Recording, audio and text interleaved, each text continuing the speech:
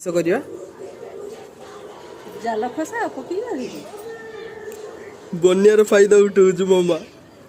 ଲୋକଙ୍କ ଗଡିଆ ପାଣି ପୋଲି ହେଇଛି ବୋଲି କିସ କହୁଛୁ ଦେଖ।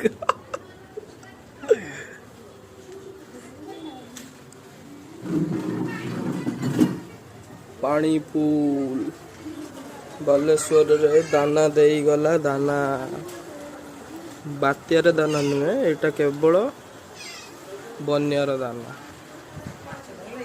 ଭଲ ଦାନା ଦେଇକି ଯାଇଛି ବାଲେଶ୍ୱର। ହେଁ ହେଁ ମାଛ କାହିଁ? ମାଛ ଏପଟେ ଚାଲିଛି, ସୁଅ ଚାଲିଛି। ସୁଅ ସରିଲା ପରେ ଯାଇକି ଏପଟେ ଚାଲିଛି ନା। ଜାଲ ବି ଦେଇ ଦେଇଛନ୍ତି ତାଙ୍କର ମଝିର।